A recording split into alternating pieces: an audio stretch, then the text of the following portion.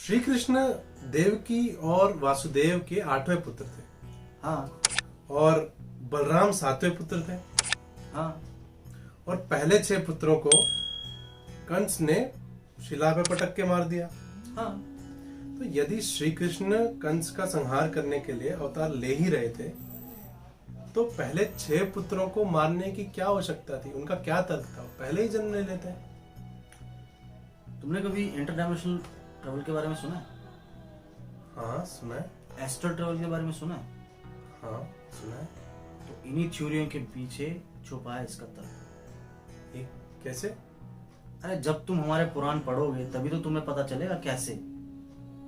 ये सारी थ्योरियां हमारे पुराण में है। कहाँ? कौन से पुराण में? मैंने तो कभी सुना नहीं। तो ऐसा है, इस वीडियो के अंत में श्री कृष्ण जन्म की एक कथा होगी और तुम्हें अपने प्रश्नों के उत्तर उसी कथा में मिल जाएंगे। तो बने रहो इस वीडियो के अंत तक।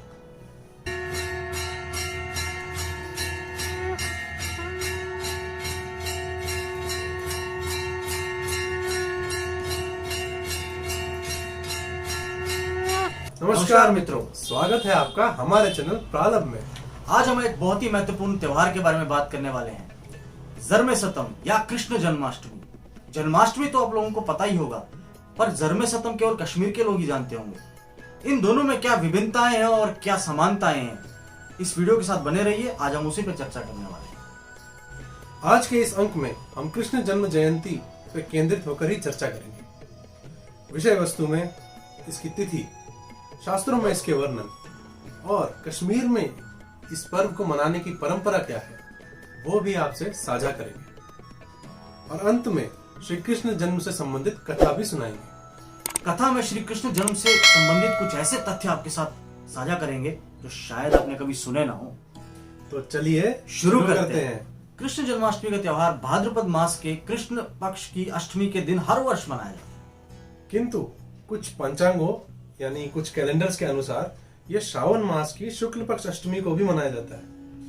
एक ही त्योहार की 2 तिथियां कैसे हो सकती हैं? बिल्कुल हो सकती है, क्योंकि ये तिथियां 2 अवश्य हैं किंतु दिन एक ही है।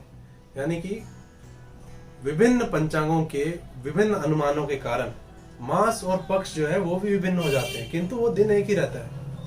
अच्छा, तो इसको आप विस्तार से समझा सकते हैं? बिल्कुल समझा सकते हैं। देखिए, भारत में अमंता और पूर्णिमता नामक 2 परंपराएं थी जिससे कि पंचांग बनाए जाते थे।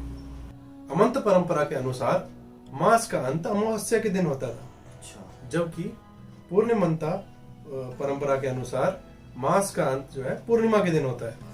तो हम किस परंपरा का अनुसरण करते हैं? देखिए, ऐसी मान्यता है कि वैदिक काल में पूर्णिमता परंपरा ही ज्यादा प्रमुख थी, उसी का ज्यादा प्रचलन होता था। सभी धर्म ग्रंथ वगैरह उसी में लिखे गए हैं। किंतु कुछ समय पश्चात अमंत परंपरा जो है वो काफी प्रमुख हो गई, वो ज्यादा प्रचलन में आने लग गई। फिर राजा विक्रमादित्य का समय जब आया, उन्होंने वैदिक काल की परंपरा का पुनः स्थापन करने के लिए एक नया पंचांग शुरू किया, विक्रमी संवत, जिसमें कि पूर्णिमंता परंपरा से वो पंचांग बनाया गया था। अब आप पूछेंगे कि पूर्णिमंता का क्या लाभ है हमारे जीवन में, क्यों उन्होंने ऐसा कदम उठाया, क्या इसमें वैदिक काल का पुनर्स्थापन कैसे हो रहा है? वो इस प्रकार कि जितने भी ग्रंथ हैं हमारे, उनके जितने भी तिथियां लिखी गई थी, जितने भी नक्षत्रों की स्थिति और जो भी दिनांक लिखे गए थे, वो पूर्णिमंता परंपरा से लिखे गए थे। और उनका जब आप विश्लेषण करें तो पूर्णिमंता से करने से ही आपको सही निष्कर्ष मिलेगा। तो इस दिशा में तो ये एक महान कार्य किया राजा विक्रमादित्य ने। बिल्कुल, इसी एक महान कार्य के कारण आज भी हम लोग अपने प्राचीन ग्रंथों का सही से विश्लेषण कर पाते हैं। तो अब मैं आपको बताता हूँ कि हम किसका अनुसरण करते हैं। तो अमंता का अनुसरण हम नहीं करते, क्योंकि अमंता में जो भी धर्म ग्रंथ लिखे गए हैं उसमें आपको मिलेगा, अगर आपको वर्णन मिलता है तो आपको मिलेगा श्री कृष्ण जन्माष्टमी का श्रावण मास के शुक्ल पक्ष में। जबकि हम जो यूज करते हैं यानी विक्रमी संवत, उसमें आपको भाद्रपद मास के कृष्ण पक्ष की अष्टमी को मिलेगा। तो ये है तिथियों की कहानी। हमारे दर्शक ये सोच रहे होंगे कि शीर्षक में तो जरम सदम लिखा हुआ है, किंतु अभी तक उसके बारे में एक भी बात नहीं की कि आखिर ये जरम सदम है क्या। कश्मीर के लोग जन्माष्टमी के अलावा सप्तमी भी मनाते हैं, जिसे जन्म सप्तम या जन्म सप्तमी भी कहा जाता है। ये दिन उन लोगों के लिए बहुत ही महत्वपूर्ण होता है। ऐसी मान्यता है कि कश्मीर के लोग ऋषियों के कुल से आते हैं, और जिस समय भगवान श्री कृष्ण का जन्म हो रहा था तो त्रिकालदर्शी ऋषियों को पहले से ही अनुमान हो गया था, पहले से ही पता लग गया था कि भगवान का अवतार धरती पे हो रहा है। तो ये कार्य निर्विघ्न संपन्न हो, इसलिए ऋषियों ने यज्ञ किए, व्रत रखे, तप किया, कई अनुष्ठान किए, पूजा पाठ किया। पूरे दिन उन्होंने भक्ति से पूजा पाठ किया। उसी परंपरा को आगे बढ़ाते हुए कश्मीरी लोग भी इस दिन पूरी भक्ति से पूजा पाठ करते हैं और व्रत रखते हैं। तो आइए दृष्टि डालते हैं कि किस प्रकार एक सामान्य कश्मीरी परिवार में जन्म सतम मनाया जाता है। सप्तमी के दिन कश्मीरी भक्तगण मध्य रात्रि तक उपवास रखते हैं। ये उपवास पूरे दिन का होता है और इसमें केवल दूध, फल, सिंगाड़े के आटे से बना हुआ पूड़ी पकौड़े, सिर्फ इतना ही ग्रहण करने की अनुमति होती है। दिवस भर भजन कीर्तन किया जाता है। श्री कृष्ण की भक्ति में भक्तगण लीन रहते हैं और भगवान का ही स्मरण किया जाता है। और मध्य रात्रि होते ही, यानी जो वक्त श्री कृष्ण के जन्म का वक्त है, उस समय पूरा परिवार मिलके श्री कृष्ण की आरती करता है, भगवान की आरती करता है और फल का भोग भगवान को चढ़ाया जाता है और उसी में से नैवेद्य यानी प्रसाद भी ग्रहण किया जाता है। अष्टमी के दिन कोई उपवास नहीं रखता, अपितु उत्सव मनाया जाता है श्री कृष्ण के अवतरण का। दिन भर श्री कृष्ण की शोभा यात्राएं निकाली जाती है और हर्षोल्लास से श्री कृष्ण के आगमन का स्वागत किया जाता है। तो अभी हमने आपको बताया जन्म सतम के बारे में। तो जन्माष्टमी से संबंधित हमको शास्त्रों में या पुराणों में क्या प्रमाण मिलते हैं और उसमें क्या लिखा गया है, चलिए उस पर भी प्रकाश डालते हैं। यदि हम शास्त्रों की बात करें तो हमें वर्णन मिलता है जन्माष्टमी का महाभारत के खीलबाग हरिवंश में। खीलबाग अपेंडिक्स को कहते हैं और इस हरिवंश में हमें विष्णु पर्व के अंदर चौथे अध्याय में 26वें और 27 श्लोक में इस प्रकार से वर्णन मिलता है। श्री कृष्ण के अवतार लेते समय शीतल मंद सुखदायिनी हवा चलने लगी, उड़ती हुई धूल शांत हो गई तथा ग्रह नक्षत्र अत्यंत प्रकाशित होने लगे। जब भगवान श्री कृष्ण प्रकट हुए उस समय अभिजित नामक मुहूर्त था। रोहिणी नक्षत्र का योग होने से अष्टमी की वह रात जयंती कहलाती है और विजय नामक विशिष्ट मुहूर्त व्यतीत हो रहा है। इसके अतिरिक्त नीलमत पुराण, जो कि कश्मीर के इतिहास से जुड़ा हुआ सबसे प्राचीनतम ग्रंथ माना जाता है, उसमें भी श्लोक संख्या 743 से 747 के बीच में श्री कृष्ण देवकी और यशोदा का वर्णन करते हुए कुछ इस प्रकार बताया गया है। 28वें द्वापर के अंत में भगवान मधुसूदन मृत्यु लोक में पाप के बोझ को मिटाने के लिए श्रावण मास के कृष्ण पक्ष अष्टमी को जन्म लेते हैं। इस अवधि के बाद देवों के देव एवं देवियों की पूजा करनी चाहिए। देवकी और यशोदा की पूजा भी इसी दिन करनी चाहिए। गंध से, मालाओं से, जौ और गेहूं के पकवानों से, गाय के दूध और फल के साथ भी रात को उत्सव मनाना चाहिए। तो सारी बातें हमने कर ली जो भी हमें आपको बताना था। अब केवल एक चीज रहती है और जो कि सबसे रोमांचक चीज है, सबसे रोचक चीज है आज के सेगमेंट की, वो है श्री कृष्ण जन्म की कथा। तो कृपया बने रहिए क्योंकि ये कथा बहुत ही रोचक है और काफी नई होगी बहुत लोगों के लिए। महाभारत के खिलभाग हरिवंश में विष्णु पर्व के पहले 5 अध्यायों में श्री कृष्ण जन्म की कथा बताई गई। इसमें वैशंपायन जी जन्मजय को बताते हैं।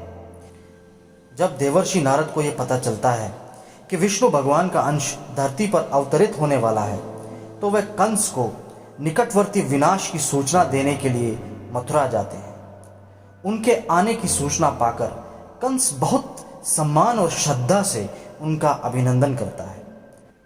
कंस की ऐसी आवाभगत देखकर नारद जी कहते हैं कि हे वीर, तुमने मेरा शास्त्रीय विधि से पूजन किया है, इसलिए मैं तुम्हें एक आवश्यक बात बताता हूं कि सृष्टि का भ्रमण करते हुए मैं मेरु पर्वत के शिखर पर विराजमान परमपिता ब्रह्मा जी की सभा में गया, जहां देवताओं का समाज जुटा हुआ था और उनके बीच गुप्त मंत्रणा हो रही थी। उसमें मैंने सुना कि वहां पे तुम्हारे वध के अत्यंत दारुण उपायों का ही विचार हो रहा था। कंस, वहां जो भी कुछ मैंने सुना उसके अनुसार मथुरा में जो तुम्हारी छोटी बहन देवकी है, उसी का 8वां गर्भ तुम्हारे लिए मृत्यु रूप होगा। यह देवताओं का परम गोपनीय रहस्य है।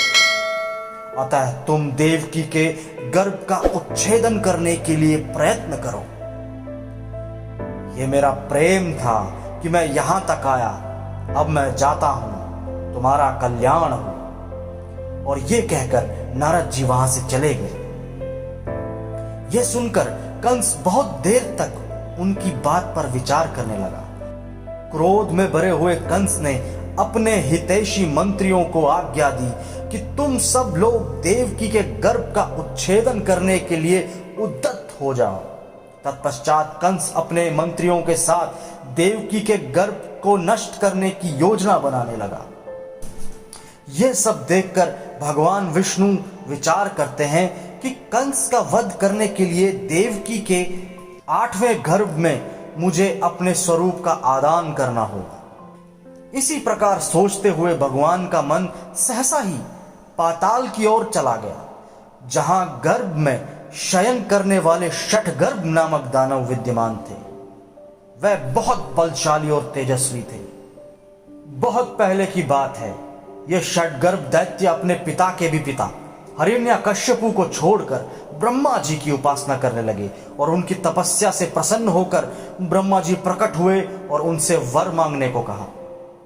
षडगर्भ दैत्यों ने कहा कि हमें ऐसा वर दें कि यक्ष, गंधर्व, पति, सिद्ध, चारण तथा मनुष्यों द्वारा हमारा वध न हो पाए। तो ब्रह्मा जी ने उन्हें यह वर दिया और ब्रह्मलोक की ओर चले गए। इस घटना का समाचार मिलने पर हिरण्यकश्यपु उनसे रुष्ट हो गए और कहा कि तुमने मुझे छोड़कर उस ब्रह्मा से वर प्राप्त किया। तुम मेरे स्नेह के पात्र नहीं हो, अतः मैं तुम्हें त्यागता हूं। मैं तुम्हें श्राप देता हूं कि जिस पिता काल नेमि ने तुम्हें षडगर्भ नाम दिया और पाला पोसा बड़ा किया, वही गर्भ में स्थित होने पर तुम्हारे वध का कारण बनेगा। आने वाले समय में यही षडगर्भ नामक असुर देवकी के गर्भ में स्थित होते हैं। तब कंस, जो कि काल नेमि का ही एक स्वरूप है, इन 6 नवजात शिशुओं का वध करता है। ये सब याद आने के बाद भगवान विष्णु स्वयं पाताल लोक में जाते हैं, जहां ये षडगर्भ नामक असुर गर्भगृह में शयन कर रहे होते हैं और उनकी जीवात्मा को खींचकर निद्रा की अधिष्ठात्री देवी के हाथ में दे देते हैं और उनसे कहते हैं कि तुम इन जीवों को देवकी के निकट ले जाओ और इन सबको क्रमशः देवकी के गर्भ में स्थापित कर दो। इन 6 के जन्म होने पर कंस इन्हें यमलोक पहुंचा देगा, परंतु देवकी का जो 7वां गर्भ होगा वह मेरा ही सौम्य अंश होगा। पर मुझसे पहले अवतरित होने के कारण वह मेरा बड़ा भाई भी होगा। जब यह गर्भ 7 महीने का हो जाए तो तुम इसे देवकी के गर्भ से खींचकर रोहिणी के गर्भ में स्थापित कर देना। गर्भ का संकर्षण होने के कारण यह बालक संकर्षण के नाम से प्रसिद्ध होगा। 8वें शिशु के रूप में मैं गर्भ में आऊंगा। तब कंस मुझे भी मारने का प्रयास करेगा, परंतु उस समय गोकुल में यशोदा नाम की एक विख्यात नंदगोप की पत्नी उपस्थित होगी। तुम उन्हीं के गर्भ से हमारे कुल में उत्पन्न होंगी। आधी रात को मैं गर्भ का त्याग कर दूंगा और उसी रात को हम दोनों भाई बहन की अदला बदली होगी। मैं यशोदा माता के पास पहुंच जाऊंगा और तुम देवकी माता के पास पहुंच जाओगी। तदनंतर कंस तुम्हारे पैर पकड़कर शिला पर पटक देगा, परंतु तुम उसके हाथ से निकलकर आकाश में शाश्वत स्थान प्राप्त कर लोगी। भगवान के वचन अनुसार ही देवकी ने 8 गर्भ धारण किए। पहले 6 गर्भ क्रमशः कंस ने शिला पर पटक कर मार दिए। 7वें गर्भ को योगमाया ने रोहिणी के उदर में स्थापित कर दिया। आधी रात के समय रोहिणी अपने भीतर अचानक स्थापित हुए गर्भ को गिराने की चेष्टा करने लगी, परंतु वह सहसा मूर्छित हो गई। उस अवस्था में निद्रा ने उससे कहा कि तुम्हारे उदर में स्थापित जो ये गर्भ है, इसका आकर्षण हुआ है। वास्तव में ये देवकी का ही गर्भ है, जो संकर्षण के नाम से विश्व प्रसिद्ध होगा। मथुरा में देवकी के 7वें गर्भ की खोज होने लगी। इसी बीच देवकी ने 8वां गर्भ भी धारण कर लिया। उसी रात गोकुल में भी यशोदा ने योग निद्रा को अपने गर्भ में धारण कर लिया। दोनों देवियों का प्रसव एक ही समय हुआ। आधी रात के समय सुंदर अभिजित मुहूर्त में देवकी ने भगवान श्री कृष्ण को जन्म दिया और यशोदा ने योग निद्रा को। भगवान श्री कृष्ण के जन्म लेते समय समुद्र में ज्वार उठने लगा। पृथ्वी को धारण करने वाले शेषनाग विचलित हो उठे। बुझी हुई अग्नियां प्रज्वलित होने लगी, सुखदायिनी हवा चलने लगी, उड़ती हुई धूल शांत हो गई, ग्रह नक्षत्र अत्यंत प्रकाशित होने लगे। अष्टमी की वह रात जब भगवान प्रकट हुए, उस समय अभिजित नाम का मुहूर्त था और रोहिणी नाम के नक्षत्र का योग था। यह रात जयंती कहलाती है। भगवान श्री कृष्ण का प्रकाशमय स्वरूप देखकर वासुदेव ये जान गए कि भगवान उनके पुत्र के रूप में आए हैं। वासुदेव ने उन्हें कहा, भगवान अपना स्वरूप समेट लीजिए, मैं कंस से बहुत भयभीत हूँ। वह पहले ही मेरे 6 पुत्रों को मार चुका है। तो अपने पिता की आज्ञा मानकर भगवान ने अपने रूप को सामान्य कर दिया और उनसे कहा, आप मुझे नंद गोप के घर में ले जाइए और उनकी नवजात कन्या को यहाँ उठा लाइए। तब वासुदेव शीघ्र ही उस बालक को गोद में लेकर रात के समय यशोदा के घर में घुस गए। इस प्रकार उन्होंने शिशुओं की अदला बदली कर दी। भगवान श्री कृष्ण की जन्म की कथा सुनकर हम लोग धन्य हो गए और ये कथा हम सबके लिए कल्याणमय हो। तो मुझे लगता है तुम्हें तो अपने उत्तर मिल गए होंगे। अरे मैं क्या बताऊं, मैंने ये चीज कभी सुनी नहीं थी और मेरे बिल्कुल मतलब कहीं पे भी मेरे को ये ध्यान में नहीं था कि ये कहानी हो सकती है इसके पीछे। मतलब कमाल है लिखने वाले भी। श्री वेदव्यास जी को साष्टांग प्रणाम है कि उन्होंने ऐसी रोचक कथा, ऐसी विचारमयी कथा लिखी। तो मित्रों, आज का अंक हम यहीं समाप्त करते हैं। तो यदि आपको आज का अंक पसंद आया तो कृपया लाइक करें, इस पे कमेंट करें और इसे शेयर भी करें।